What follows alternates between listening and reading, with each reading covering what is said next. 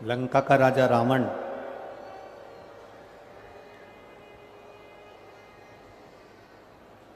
जब पार्थिव शिवलिंग की स्थापना करने के लिए गया तो अपने सिर के मुकुट को जमीन पर रखकर गया।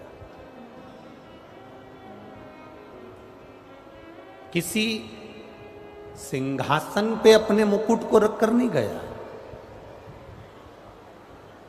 किसी सिंहासन पर अपने मुकुट को नहीं रखा है। एलईडी चालू करिए, एलईडी वालों, एलईडियां नहीं चल रही हैं अंदर की।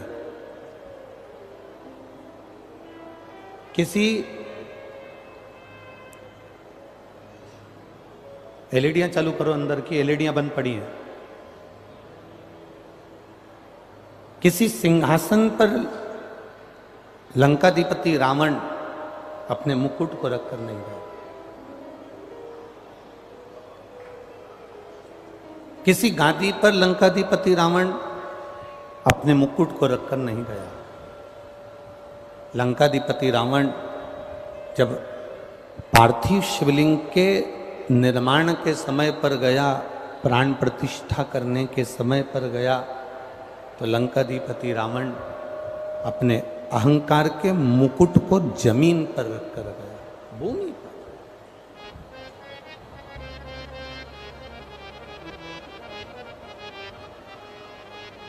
और जो ये भूमि पर रखा, अहंकार जितना नीचे होगा उतना आप उन्नति की सीढ़ी पर चढ़ते चले जाओ। अहम,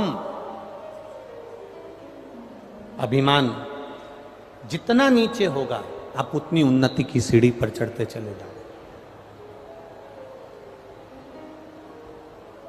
मैं धन्यवाद दूंगा डॉक्टर श्री नरोत्तम मिश्रा जी के परिवार को, इनके परिवार के बड़े भैया, बड़ी भाभी, परिवार वाले व्यासपीठ के पास में आते हैं, पूजन करते हैं, चले जाते हैं, पर अभी तक इनके अंदर हमने एक भी झलक ऐसी नहीं देखी कि इन अभिमत्ता से, अहंकार से कह दिया हो कि मेरा भाई गृह मंत्री है या मेरा भाई मंत्री पद पर बैठा है। अभी तक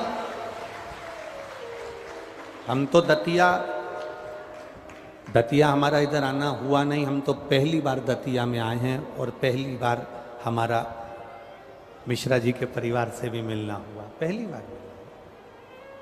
पर कोई अभिमान नहीं, कोई अहंकार नहीं, कोई अभिमत्ता नहीं। एक साधारण सा जो व्यक्ति होता है ना, वो अकड़ में कह देता है तुम मुझे जानते नहीं हो, गृह मंत्री जी को पहचानते हो, उनसे हमारी अच्छी पहचान है। फिर कभी कभी लगता है कि चाय से गर्म केटली है। फिर कभी कभी ऐसा महसूस होता है कि चाय से गर्म केटली है। वो तुरंत कह देते तुम हमें जानते नहीं, हमारी पहचान मंत्री जी से है, हमारी पहचान उनसे है, हमारी पहचान उनसे है। पर सीखना चाहिए आदरणीय गृह मंत्री जी के परिवार से ही हमको सीखना चाहिए कि परिवार के लोग आज तक मुंह से नहीं कहते कि हम उनके भाई हैं, कि हम उनकी भाभी हैं, कि हम उनकी बहू हैं, कि हम उनके बेटे हैं। केवल इतना जानते हैं कि हम भगवान के भक्त हैं, शिव के भक्त हैं, माई पीतम्बरा के भक्त हैं। ये भीतर की एक भावना और होना भी यही चाहिए।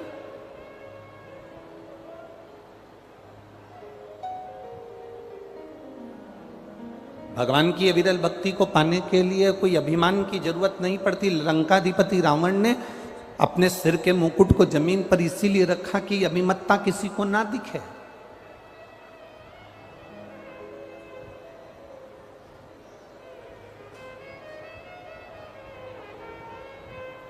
ये अभिमत्ता हमको नजर ना आए। शिव तत्व की प्राप्ति का केंद्र बिंदु है अहंकार को छोड़ देना।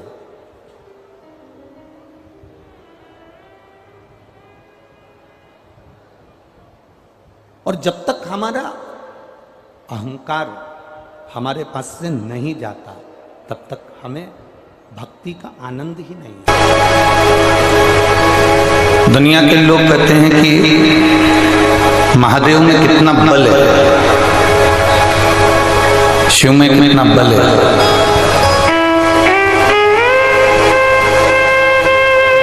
हम कहेंगे इतनी विशाल गंगा को जो अपनी जटा में एक छोटी सी जगह में स्थान दे सकता है, वो संपूर्ण ब्रह्मांड को एक हाथ की हथेली में उठाकर अपने मस्तक पर रख सकता है।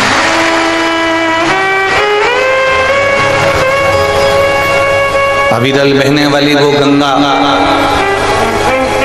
अविरल बहने वाली वो गंगा निरंतर बहती है, निरंतर बहती है। और उस गंगा को मेरे महादेव अपनी जटा में स्थान देते और पूरी जटा में स्थान नहीं दिया। आप थोड़ा ध्यान लगाकर देखेंगे तो पूरी जटा के अंदर भगवान शंकर ने गंगा को विराजमान नहीं करा। अगर पूरी जटा के अंदर भगवान शंकर गंगा को विराजमान करते तो भगवान कृष्ण के साथ में जब रास करने के लिए गए थे तो उन्होंने अपनी चोटी बनाई थी बाल खोल कर, उन्होंने अपने केश खोल लिए थे और चोटी बना ली थी। भगवान शंकर ने अपने बाल खोल लिए थे और उसमें चोटी गुथवा ली थी। तो पार्वती जी भगवान शिव जी से कहती हैं कि जिस गंगा को आपने अपने मस्तक पर धारण करा है, मैं आपका जूड़ा बना रही हूँ, चोटी बना रही हूँ, आप रास करने के लिए ब्रज में जा रहे हैं, तो वो गंगा मुझे नजर नहीं आ रही।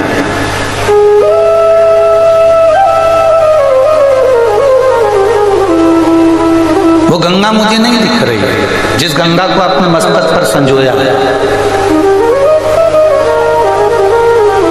जिस गंगा को आपने अपने मस्तक पर रखा, वो गंगा मुझे नजर नहीं आ रही।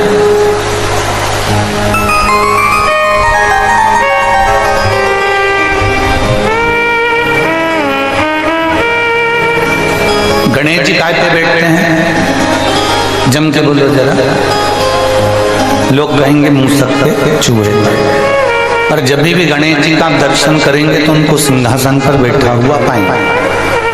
बोलो जी जी हाँ सही है। भगवान नारायण का दर्शन करोगे तो उनको सिंहासन पर या शेषनाग की सैया पर बैठा हुआ या लेटा हुआ पाओगे। ब्रह्मा जी का जब भी दर्शन करोगे तो उनको कमल के पुष्प के ऊपर बैठा हुआ पाओगे। लक्ष्मी जी का दर्शन करोगे तो उनको कमल के पुष्प के ऊपर बैठा हुआ पाओगे। ब्रह्माणी का दर्शन करोगे तो उनको कमल के पुष्प के ऊपर बैठा हुआ पाओगे। इंद्र का दर्शन करोगे तो उनको सिंहासन पर बैठा हुआ पाओगे। केवल 33 कोटि देवताओं की लिस्ट निकाली जाए, 33 कोटि देवताओं की लिस्ट निकालकर देखिए, केवल एक देवाधिदेव महादेव ऐसे हैं जो किसी सिंहासन पर नहीं बैठते। देवाधिदेव महादेव पृथ्वी पर बैठे, वो मंडल पर विराजमान। उनके लिए कोई सिंहासन नहीं है, उनके लिए कोई सिंहासन जरूरी भी नहीं है।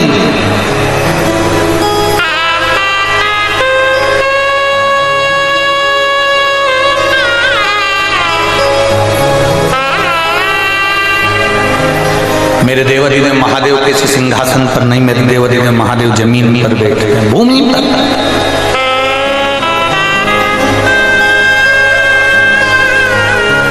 सिंहासन पर बैठने वाला व्यक्ति, कुर्सी पर बैठने वाला व्यक्ति, सोफे पर, पलंग पर, गादी पर बैठने वाला व्यक्ति एक बार गिर सकता है, पर पृथ्वी पर बैठने वाला व्यक्ति गिरेगा क्या?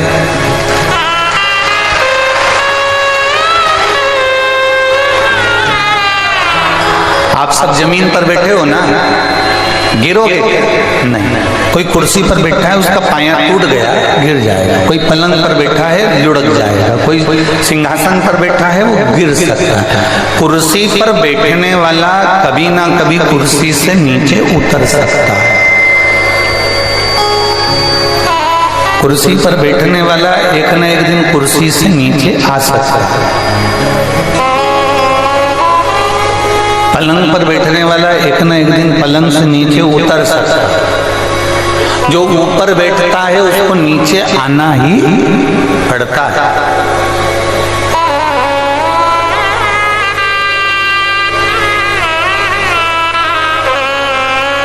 पर नीचे वाला कितना नीचे जाएगा? जाएगा क्या? नीचे वाला नीचे नहीं जाएगा। नीचे वाला अगर जाएगा तो ऊपर की ओर बढ़ेगा, पर नीचे की ओर नहीं बढ़ेगा। वो मेरा माँ है, वो मेरा शिव है, वो मेरा शंकर है, वो मेरा ओघड़ी शंभू है।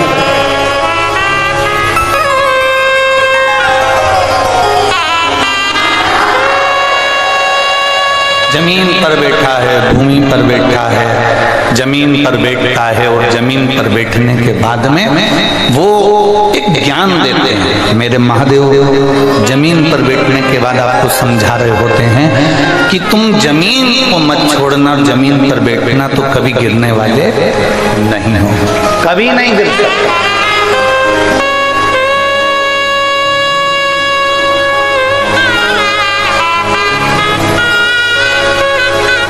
कोई आज मुख्यमंत्री के पद पर बैठ गया, कोई आज प्रधानमंत्री के पद पर बैठ गया, कोई आज राष्ट्रपति के पद पर बैठ गया, कोई आज अध्यक्ष के पद पर बैठ गया, कोई आज विधायक के पद पर बैठ गया, कोई आज संसद के पद पर बैठ गया, कोई आज अध्यक्ष, उपाध्यक्ष, कोषाध्यक्ष, सचिव के पद पर बैठ गया। ये सब कुर्सियां जो मिल गई, कोई कलेक्टर पद पर, कोई कमिश्नर पद पर, कोई एसपी, कोई कलेक्टर, कोई टीआई, किसी पद पर, कुर्सी पर हम बैठ गए हैं। पर कितना समय? कोई 60 वर्ष का होगा, रिटायर हो जाएगा, कुर्सी से नीचे उतर। अच्छा, एक बात आपसे पूछें, उत्तर दीजिएगा। आप बैंक में नौकरी कर रहे हैं, आप थाने में नौकरी कर रहे हैं, आप किसी स्कूल में नौकरी कर रहे हैं, आपका सिग्नेचर जब तक काम आता है जब तक आप नौकरी में जम के बोलो है। रिटायर होने के बाद कोई व्यक्ति थाने में जाए और कह दे लाओ मैं सिग्नेचर करके देता हूँ, बंद कर दो इसको, उसके सिग्नेचर मान्य करेंगे? बैंक से रिटायर होने के बाद कोई बैंक की कुर्सी पर, मैनेजर की कुर्सी पर जाकर बैठ जाए कि लाओ मैं सिग्नेचर करके देता हूँ, 50,000 रुपये निकाल कर दो, कोई मानेगा? नहीं। कोई टीचर की कुर्सी पर बैठ गया और कहे लाओ मैं इस बच्चे की मार्कशीट बना के देता हूँ, स्वीकार करेगा कोई? नहीं। आप जब तक कुर्सी पर हो, आप जब तक सत्ता पर हो, आप जब तक वैभव पर हो, तब तक आपके सिग्नेचर काम कर रहे हैं, आपकी कुर्सी काम कर रही है, आपके सिग्नेचर काम कर रहे हैं, आपकी कुर्सी, आपका सिग्नेचर काम कर रहा है। और जैसे ही आप नीचे उतरने के बाद आपका सिग्नेचर, आपकी कुर्सी, आपका कोई पद नहीं।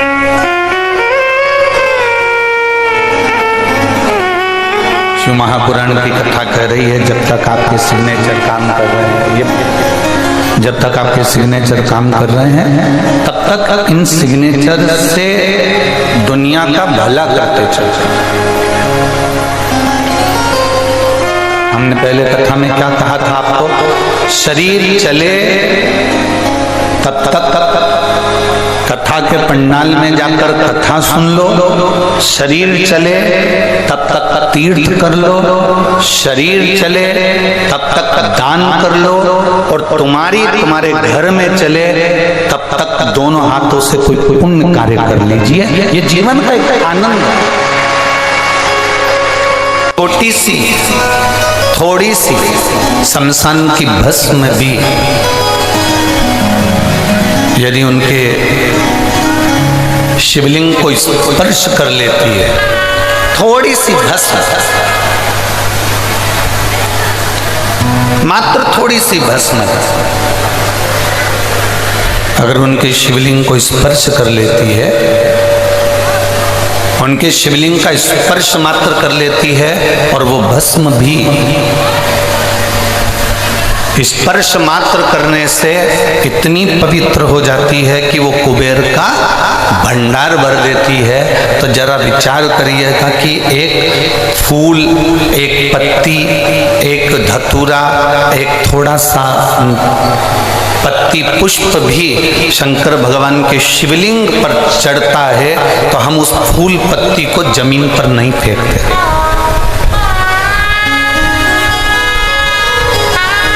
फेंकते हैं क्या? बोलो रे झारखंड वाली जी जी, और झारखंड के जी जाओ फेंकते हैं क्या? नहीं। अगर वो फूल पत्ती भगवान शंकर पर चढ़ गई, कोई पुष्प चढ़ गया, कोई दुर्वा चढ़ गई, कोई पत्ती चढ़ गई, कोई बेलपत्र चढ़ गया, कोई साधारण पत्ता चढ़ गया, कोई पुष्प चढ़ गया, हम उसको पाँव में नहीं आने देते, हम उसको फेंकते नहीं है, हम उसको रोड पर जमीन पर उसको पटकते नहीं।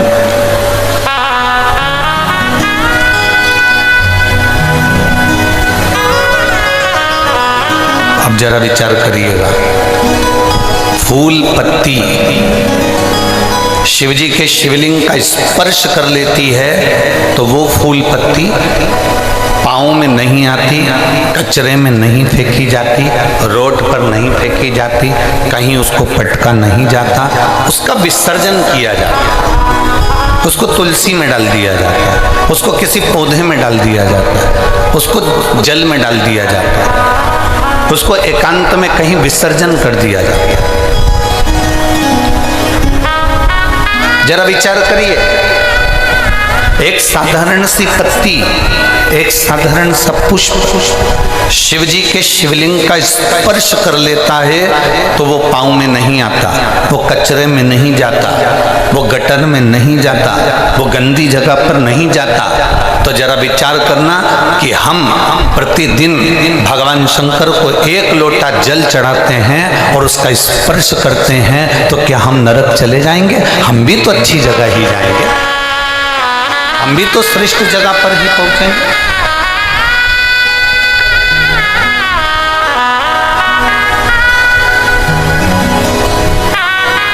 और जिसको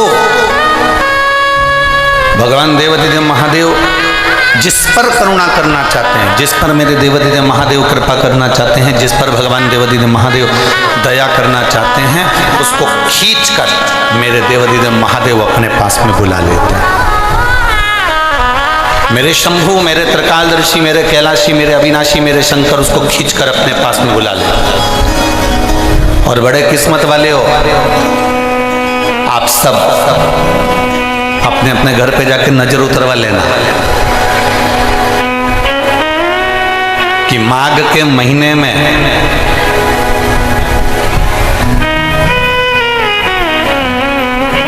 आप और हम भगवान शंकर की कथा को श्रवण कर रहे हैं तो साधारण नहीं हो, मेरे देवाधिदेव महादेव ने उसके लिए आपको चुनकर रखा, इसलिए खींच कर यहां तक बुलाया। और शंभो शरणे पड़ी माओ घड़ी दुख काटो दया करने दर्शन आपो शंभो शरणे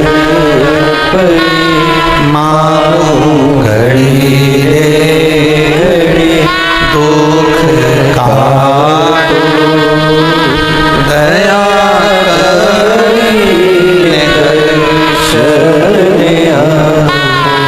शिव अगर पकड़कर तुमको यहाँ तक लाए, भगवान शंकर अगर आपको यहाँ तक लेकर आए, भगवान शिव यदि आपको यहाँ तक लेकर पहुँचे हैं तो उसकी कृपा ही है, उसकी दया ही है।